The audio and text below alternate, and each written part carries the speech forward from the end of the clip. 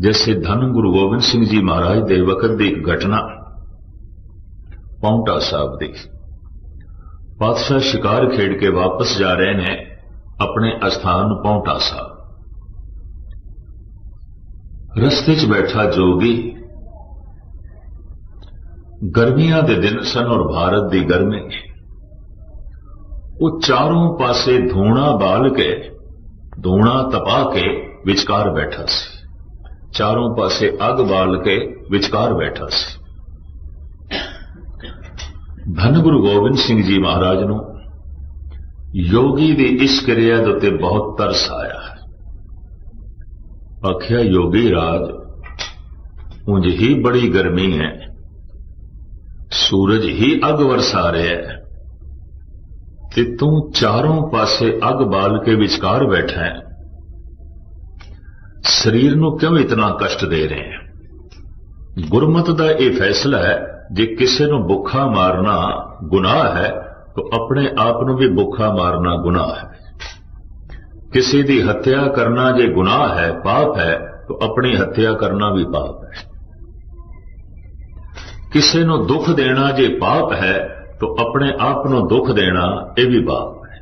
किसी नूं भुखा मारना जे पाप है तो अपने आप नूं भुखा मारना यह भी पाप है। इस वास्ते गुरमत ने वर्त नूं नहीं मनिया। शरीर मंग रहा है, भुख लगी है, देखो क्यों भुखा मारिए।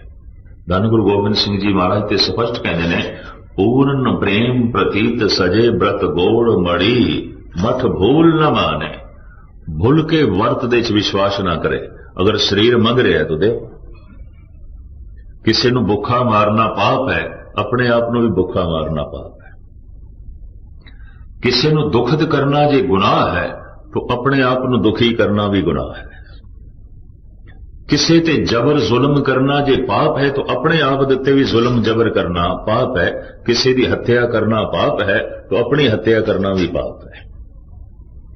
सतगुरु कहने लगे, ऐ जोगी, अपने उत्ते इतना क्यों जुल्म कर रहे हैं? इस सोहनी काया परमात्मा ने दिती है जीवन सफल करने लई, समय नूं सफल करने लई, ते तू पिंडा तपा रहे हैं। जोगी कहता है, महाराज इहदे नाल मैनूं सिद्धि मिलेगी, प्रसिद्धि मिलेगी और परमात्मा मिलेगा। तो धन गुरु गोबिंद सिंह जी महाराज दे बोल मैं आप जी दे सामने रखा। पातशाह कहते ने कि तन दे तपाण नाल परमात्मा मिलदा है।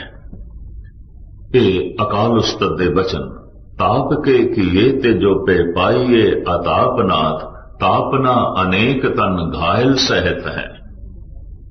तन दे तपाण नाल जे ईश्वर मिलदा है तां जितनियां नूं बुखार चढ़े होया है, कि बुखार नाल जिन्हां दा पिंडा तपिया होया है, उन्हां नूं परमात्मा मिलना ही चाहिए। गुरु गोबिंद सिंह जी महाराज जबान राम राम या वाहिगुरु वाहिगुरु जप रही तो उहदे सुरत नहीं, उहदे ध्यान नहीं, उन्होंने सुनिया नहीं जा रहा। इस तरह के जप नाल भी कुछ नहीं होएगा, क्योंकि इस तरह का जप जो वाहिगुरु बोल रहे बाहर उड़ के जा रहे हैं, अंदर ते प्रवेश करता नहीं। अंदर प्रवेश तां करेगा जे सुनिए, गाविए, सुनिए, मन रखिए भाव। इस दे किसी वक्त मैं स्पष्ट करांगा कि जप साधना बहुत कठिन है। आखन औखा साचा ना। जबान वाहिगुरु वाहिगुरु कर रही, कन सुनते नहीं पे, वाहिगुरु वाहिगुरु ते हवा च उड़ गया, बाहर उड़ गया, इहदा हिरदे नाल ते कोई संबंध जुड़िया नहीं। तो पातशाह कहते हैं, जाप के किए ते जो पे पाइए अजापनाथ, पूदना सदैव तू ही उचरत है। पूदना एक पंछी है, मध्य भारत, राजस्थान, यूपी दे बहुत तादाद दे पाया जाता है। कबूतर तो थोड़ा जिहा छोटा होंदा है और इसनूं हिंदी भाषा च उत्थे पूदना कहते हैं। इहदी आवाज है, थोड़े विच जरूर किसी ने सुनी होनी है। अगर भारत दे थोड़ा आना जाना है, वो बोलदा है तू ही तू ही तू ही तू ही। ये उसकी बोली है, उस पंछी की। कबूतर तो थोड़ा जिहा छोटा होंदा है और मटियाले रंग का होंदा है, मिट्टी वाला रंग। राजस्थान दे, मध्य भारत दे और यूपी दे च बहुत तादाद दे च पाया जाता है। जिथे बैठा है दरख्त ते जिधरे भी बैठा है तू ही तू ही तू ही करता है। तो महाराज कह रहे ने अगर वाकई जप करन दे नाल सिर्फ जबान नाल जप करन दे नाल परमात्मा मिलता है तो हुण तक इस पूदना पंछी नूं मिल जाना चाहिए सी। सारा दिन करी जांदा है तू ही तू ही तू ही। जाप के किए ते जोपे पाइए अजाप नाथ, पूदना सदीव तू ही उचरत है। जप बहुत गहरी साधना है। जबान जपे ना वाहिगुरु वाहिगुरु वाहिगुरु ते कन सुन। तुसी करन बैठना अमृत वेले तो मैं एक गल दावे नाल कह दिया 1 मिनट भी नहीं कर सकोगे। 1 मिनट अगर 1 मिनट आप सारिਆਂ ਦੇ ਚੋਂ कोई कर सकता है तो इस सदी का इस युग का वह भाई गुरदास है, भाई मनी सिंह है, इस समय का वह भगत प्रहलाद है, ध्रुव है, वो पूजन योग है। 1 मिनट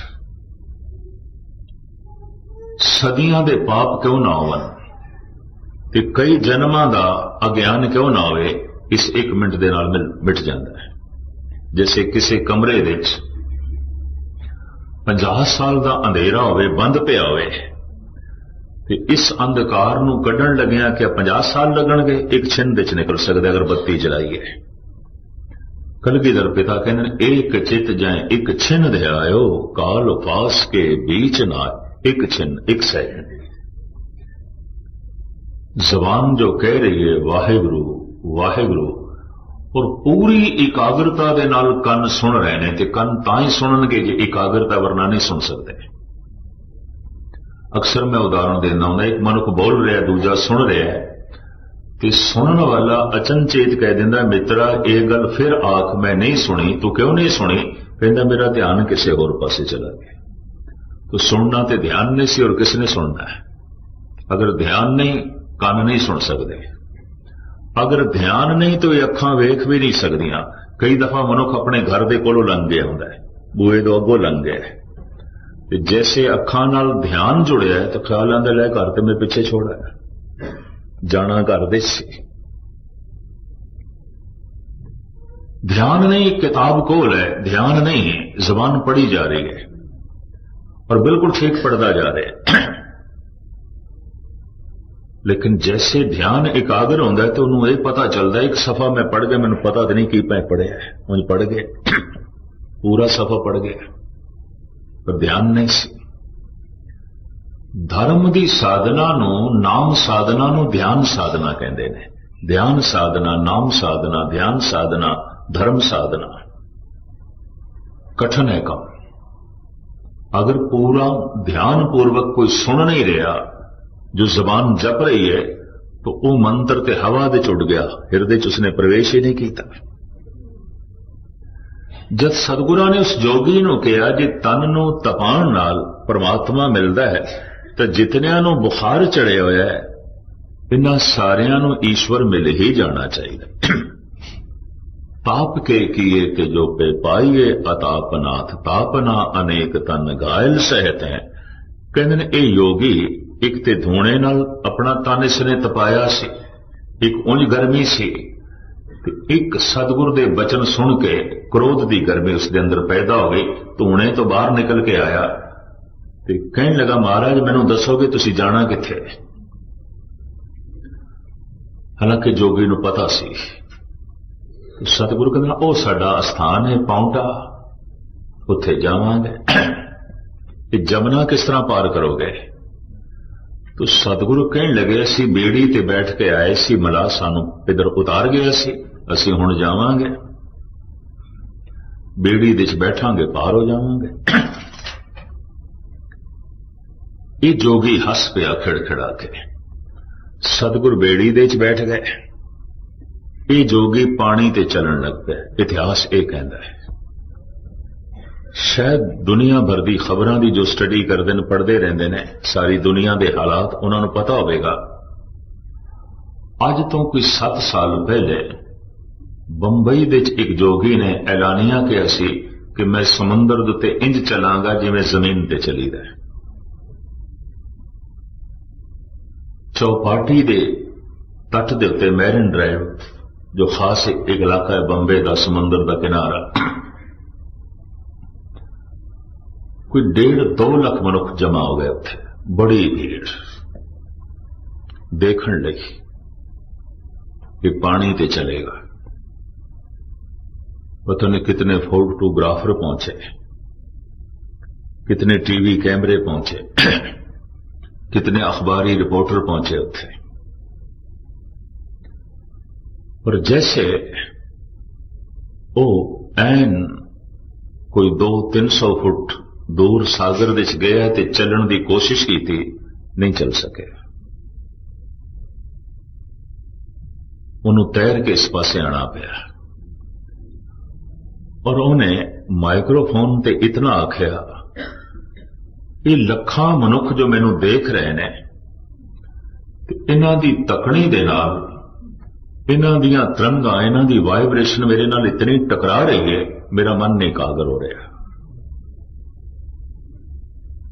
पर मैं अर्ज करा बिल्कुल वो ठीक कह रहा सी, गलत नहीं कह रहा सी, वो चल लेंदा सी। तमिलनाडु का योगी सी, पानी ते चल लेंदा सी। पर कई दफा 2-4 बंदे भी बैठे होन ते मन एकाग्र करना औखा हो जाता है। तुसी अमृत वेले जप करना, तो इतना महसूस हो कि 2 होर बैठे, एकाग्रता भंग हो जाएगी, मुश्किल है। इनू कहते हैं व्यक्तिगत बंदगी, एक होंदी समूहक बंदगी कि तुसी कीर्तन सुन रहे हो, कथा सुन रहे, समूहक बंदगी इकट्ठी। और गुरमंत्र दा जप वाहिगुरु वाहिगुरु ये समूहक बंदगी नहीं है, ये व्यक्तिगत बंदगी कले। इसे सार कितावली का करता कहता है, भोजन भजन खजाना नारी चारों पड़दे के हितकारी। एवं नहीं कह देता, ये भजन पढ़दे चाहिए, नहीं तो हो भी नहीं सकेगा, एकाग्रता छेती भंग हो जाएगी। उन्हें कहा, भाई ऐ लोगों तुसी मेरे ते भरोसा करो भावे ना करो, तुसी इतने एक टिक होके जो मैनू देख रहे हो और इतनी बेसब्री नाल थोड़े देखण नाल इतनियां मेरे नाल लहरां टकरा रही ने, मैं एकाग्र नहीं हो रहा, मेरी एकाग्रता भंग हो जाती है, तो मैं चला किस तरह। उंज चल लैंदा सी, तो सतगुर बेड़ी दे च बैठे, ये योगी चलन लग पिया। थोड़ी देर तो बाद सतगुरु पार होए ने, ये जोगी भी चल के पार होया है। महाराज ने मलाह नूं उस जमाने के हिसाब नाल बादशाह ने 2 आने दिते, उस वक्त के हिसाब नाल 8 पैसे बनते सन, हथेली ते पकड़ाए 2 आने। मलाह ने धन्यवाद किया, शुकराना किया, मथा टेकिया, खुश होया। जोगी तर्क नाल कहन लगा, जो जमना तो पार नहीं हो सकता, वो अपने सिखां नूं संसार तो किस तरह पार करेगा। जिन्हों जमना तो पार होने लई बेड़ी चाहिए, मलाह चाहिए, वो संसार सागर तो किस तरह पार होगा कि बाकियां नूं किवें पार करेगा। अपनी तरफों उसने इंज सोचा कि मैं गुरु गोबिंद सिंह जी महाराज ते एक बहुत गहरा तर्क कर दिता है और सतगुरु को इसका कोई जवाब नहीं होगा। महाराज कहने लगे, जोगी राज दसेगा, ये पानी दे उत्ते चलण दी जिहड़ी ते सिद्धि है तैनूं किवें मिली। वो कहने लगा, महाराज गल है, मैं सर्दियां दे दिनां च जलधारा कीती है, गर्मियां दे दिनां च धूणे तपाए ने। भारत विच खास करके जमुना दा तट, हिमाचल प्रदेश का इलाका, जे ठंड पैंदी है तो खूब ठंड पैंदी है, ते हिमाचल के मैदानी इलाकों जे गर्मी पैंदी है तो खूब गर्मी पैंदी। ठंड है तो ठंडा पानी सिर पे पै रहा है, इनू जलधारा कहते हैं। धूणे तपाना गर्मियां दे जेठ हाड़ दी गर्मी के चारों पासे अग बाल देनी, विचकार बैठना, पिंडे नूं तपाना। वो कहने लगा महाराज मैं 12 साल तक यह क्रिया की है, सर्दियां दे जलधारा और गर्मियां दे धूणे तपाए ने, मेरा जपे होया मंत्र सिद्ध हो गया, मैं पानी ते चल सकता, मैनू सिद्धि मिल गई है। सतगुरु कहने लगे तेरे 12 साल की तपस्या की कीमत 2 आने। तू 12 साल की तपस्या अगे की ते जमुना पार की है, आपां 2 आने खर्च कीते ते जमुना तो पार हो गया, ते जेड़ा काम 2 आनियां नाल होंदा होवे जिंदगी दे 12 साल इस व्यर्थ काम लई जाया नहीं करने चाहिए। और पता है सतगुरु का अगला वाक, जल के तरैया को गंगेरी सी कहत जग, पाग के बछैया सो चकोर समझा नहीं है। एक गंगेरी पंजाब दे इसनूं जल जुलाहा कहते हैं।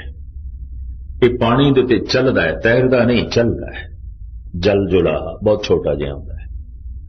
तो महाराज कहते अगर पानी दे उत्ते चलना भी आ गया तो फिर वो जिहड़ा गंगेरी है उन्होंने भी असीं सिद्ध कह दईए, वो भी चलदा है।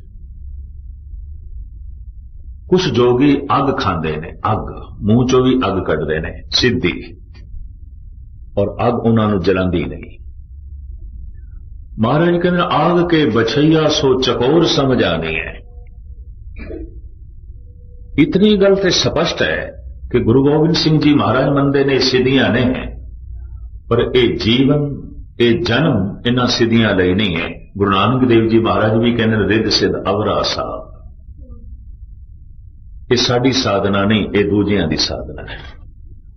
और जिस तरह कईयां नूं धन रोक देंदा है, रूप रोक देंदा है, पदार्थ रोक देंदे ने, कई रिदियां सिद्धियां च रुक जांदे ने। सिद्ध होवां सिद्ध लाई रिद आखां आओ, गुप्त प्रगट होए बैसा लोग राखे भाव, मत देख भूला विसरे तेरा चित्त ना आवे ना। तो रिदियां सिद्धियां भी रोक देंदियां ने।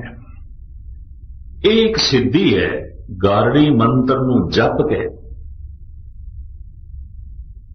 सब नूं काबू कर लेना, कोबरा सक फनियर नाग, उस सपेरे नूं डंग नहीं मारदा, सुन हो जाता है, अद्धा बेहोश जिहा हो जाता है उस मंत्र की आवाज नाल, उस मंत्र के पढ़न नाल जिसने सिद्ध किया हुंदा है।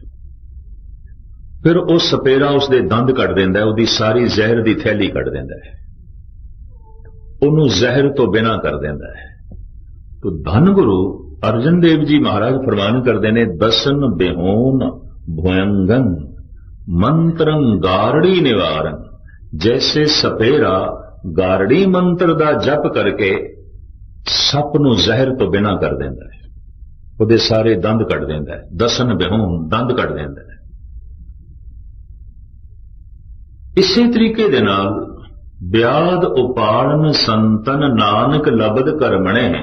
कोई विरले संत जन ने जो परमात्मा का नाम रूपी गारड़ी मंत्र जप के अपने जीवन तो सारी जहर कट देंदे ने। तो जिंदगी दी जहर की है, जीवन दी जहर की है, वो सारी जहर मन दे च है।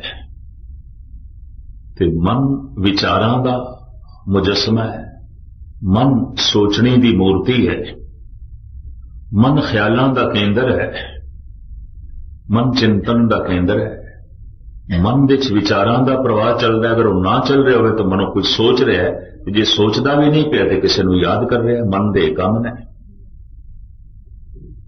मन ये वख-वख क्रिया करता है, विचार चलते रहते हैं। जिस वक्त विचार नहीं चल रहे तो कुछ विशेष सोच रहे हैं, मन सोच रहे हैं। जे सोचता भी नहीं पिया तो फिर किसी को याद कर रहे हैं। मन खाली नहीं बैठता, या तो इसके विचार चलणगे, या ये सोचेगा, या ये चेते करेगा। जब विचार चलते हैं तो उन्होंने कहते हैं मन, जब कोई सोचता है तो इन्हों कहते हैं बुद्ध, जब कोई चेते करता है तो इन्हों कहते हैं चित्त। मन ही चित्त है, मन ही बुद्ध है, मन ही मन है। तो हुण विचारां दे च की है, सोचनी दे च की है, यादां दे च की है। धार्मिक ज्ञानी कहते ने विचारां दे च, सोचनी दे च, यादां दे च अहंकार है, लोभ है, काम है, और कुछ भी नहीं है। यही कुछ है, यही कुछ है। अगर कोई मनुख अपने विचारां नूं पढ़े, अपनी सोचनी नूं पढ़े पर अपनी चेते शक्ति नूं पढ़े, की याद करदा भी याद दे च कौन है, विचारां दे च की है, सोचनी दे च की है। इते अजोखी सदी दा हो गुजरिया डॉक्टर फ्राइड, जर्मनी का एक प्रसिद्ध मनो विज्ञान, यह भी कहता है मन दे च यही कुछ है और कुछ भी नहीं। विचारां दे च अहंकार होवेगा ते जे अहंकार नहीं तो लोभ होवेगा, ते जे लोभ नहीं तो काम होवेगा। सोचनी दे च अहंकार होवेगा ते जे अहंकार नहीं तो लोभ होवेगा, लोभ नहीं तो काम होवेगा। चेते दे च यादां दे च हंकार होवेगा ते जे हंकार नहीं तो लोभ होवेगा, लोभ नहीं तो काम होवेगा। मैं क्रोध ते मोह दा जिक्र नहीं कीता। धार्मिक मनोचिंतक क्रोध ते मोह दा अपना कोई खुला रूप नहीं मनते, सुतंत्र रूप नहीं मनते। मोह ते क्रोध इन्हां तिन्नां दी छाया है। जिहड़ा हंकार की पूर्ति कर देवे उसते मोह आ जाता है, प्यारा लगता है। जिहड़ा रोक खड़ी कर देवे उसते क्रोध आ जाता है। जिहड़ा लोभ की पूर्ति कर देवे उसते मोह आ जाता है, प्यारा लगता है। और जिहड़ा रोक खड़ी कर देवे उसते क्रोध आ जाता है। जिहड़ा वासना की पूर्ति कर देवे प्यारा लगता है, चंगा लगता है, उसते मोह आ जाता है। जिहड़ा रोक खड़ी कर देवे उसते क्रोध आ जाता है। तो ये उत्साहट नाल पैदा होंदे ने। क्रोध ते मोह दा अपना कोई वजूद नहीं है। अपना जो वजूद है अहंकार दा है, लोभ दा है, काम दा है। तो मन दे ते यही कुछ है। संत जन परमात्मा दा नाम जप के अहंकार नूं निर्माणता दे बदल देंदे ने, लोभ नूं संतोख दे बदल देंदे ने, काम नूं ग्रस्त दी सीमा दे रहण देंदे ने, और क्रोध दया दी शक्ल बन जाता है, मोह प्रेम बन जाता है। जो जहर सी अमृत हो गई, जो घातक सी बाधक सी वो सहयोगी हो गए। सोने सोने फुल्लां दा बीज बड़ा करूप है, बहुत करूप है। किसी भी फुल दा बीज कोई सुंदर नहीं होगा और किसी भी फुल दा बीज कोमल नहीं होगा और किसी फुल के बीज दे कोई महक सुगंध नहीं होगी। बीज कठोर है, बीज करूप है, ते बीज कोई सुंदर भी नहीं, पर इसनों अनुकूल मौसम मिल जाए, अनुकूल धरती मिल जाए, अनुकूल वातावरण मिल जाए, पानी मिल जाए, खाद मिल जाए, तो यही करूप बीज एक सुंदर फुल बन जाता है, एक कोमल फल बन जाता है, एक सुगंधित फुल बन जाता है। परमात्मा का नाम करूप अहंकार नूं निर्माणता दे बदल के रख देता है। करूप लोभ नूं संतोख बना देता है, जैसा है जो है ठीक है, और वासना नूं सीमित कर देता है। जो कल तक जहर सी अमृत हो गई। डॉक्टर मोहम्मद इकबाल उर्दू का मायानाज शायर, लगता है अभ्यासी पुरुष जरूर सी, वरना इतनी कीमती गल अभ्यासी तो बिना कोई कर नहीं सकता। एक कहता है जो जहर हला हल है वही अमृत है नादां, मालूम नहीं तुझको अंदाज है पीने के।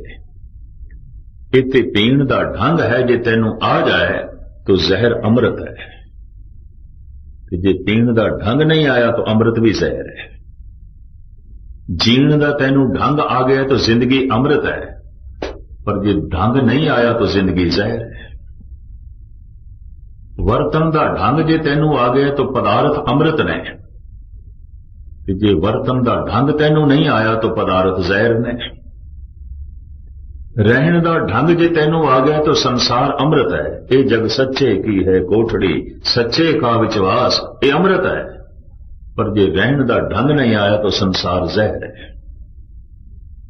बिख अमृत बसे एक संगा, गुरबाणी दा फैसला है बिल्कुल एक मिक ने। जो जहर है वो अमृत है, जो अमृत है वो जहर है। संखिया जहर है, पर हकीम लोग मार के इसका कुश्ता बना लेने, दवाई अमृत बन गई। गन्ने दा रस, अंगूर दा रस, संतरे दा रस अमृत है, इनू तरका के लोग शराब बना लेंदे ने, जहर हो गई।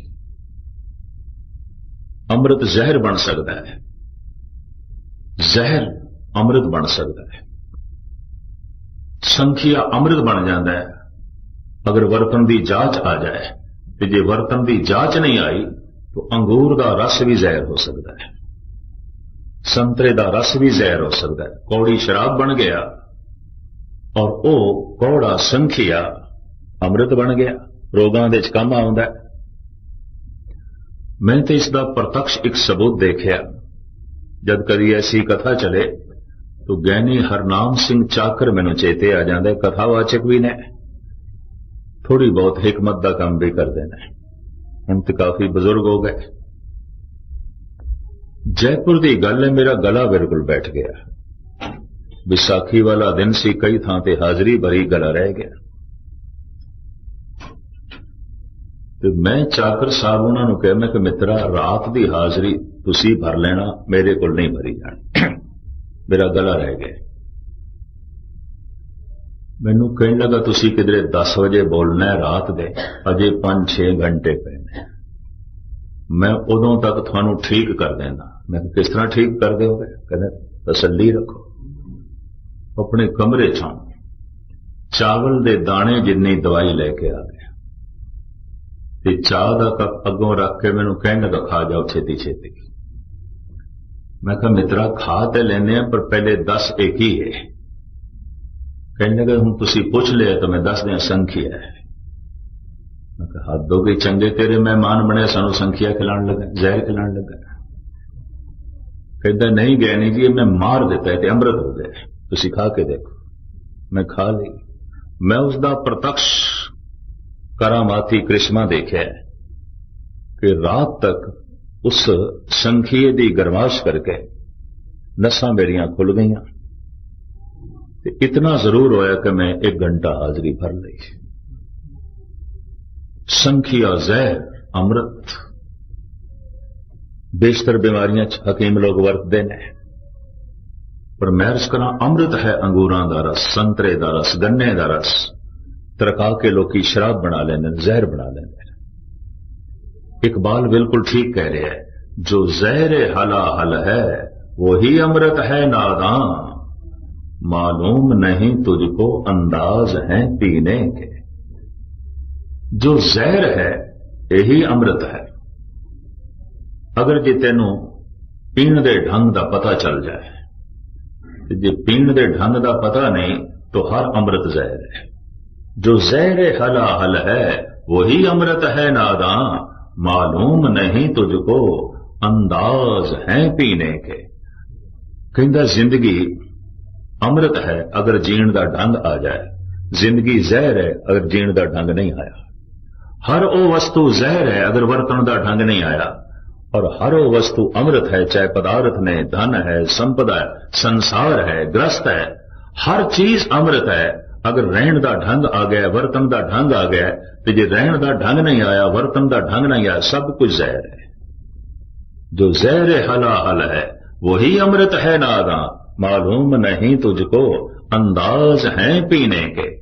परमात्मा का नाम जपदियां जपदियां जद ये वाहिगुरु मंत्र सिद्ध हो जाता है तो सारी जहर अमृत बन जाती है।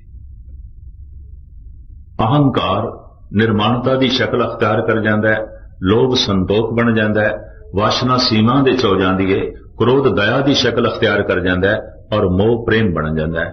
मोह होंदा सिर्फ अपने नाल, जिसनों मन मन लेंदा अपना, पर प्रेम दे सारा संसार आ जाता है। सबको मीत हम आपन कीना, हम सबना के साजन, दूर पर आयो मन का बिरहा, तो मेल कियो मेरे राज। ये सारे मेरे मित्र ने, मैं सारियां दा मित्र हां।